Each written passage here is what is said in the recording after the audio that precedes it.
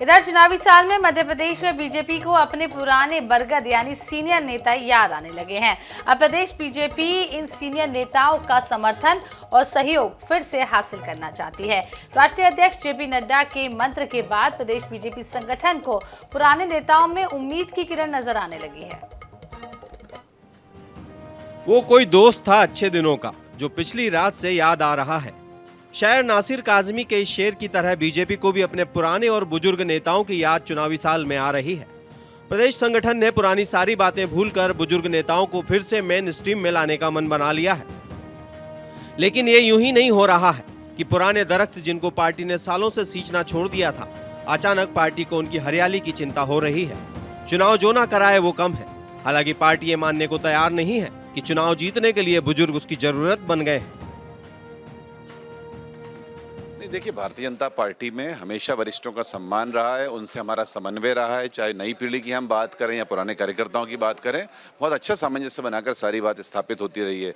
रही बात मनाने की, मुझे लगता है ऐसा कोई व्यवस्था आप जो बता रहे हैं, कोई ऐसी बात तो कहीं आई नहीं है, क्योंकि वो तो हमसे पहले ही माने रहते हैं, हमेशा हमारे साथ में हमको आशीर्वाद देते रहते हैं। चुनावी जीत की खातिर पहले बीजेपी ने प्रीतम लोधी की वापसी करवाई। अब उन नेताओं को एक एक करके साधने की कवायद की जा रही है जिनकी जनता में अभी भी पकड़ है। लेकिन नए नेताओं के चक्कर में पार्टी ने जिन बुजुर्गों के हाथ बांध लिए थे, उन्हीं के लिए अब बाहें फैलाई जा रही हैं। कांग्रेस बीजेपी की इस रणनीति पर चुटकी ले रही है। देखिए, मध्य प्रदेश में भारतीय जनता पार्टी अस्तित्व की लड़ाई लड़ रही है, अवसाद के दौर से गुजर रही है। उस पार्टी में अब कोई भी नहीं जुड़ना चाहता है।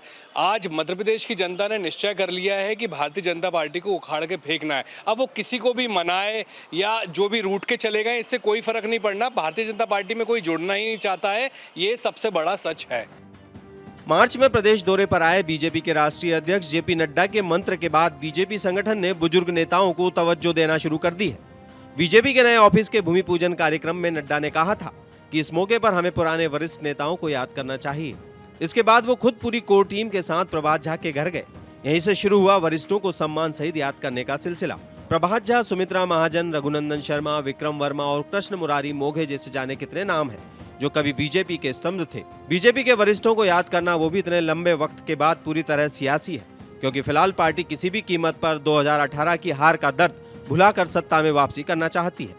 भोपाल से मनीष त्रिपाठी की रिपोर्ट।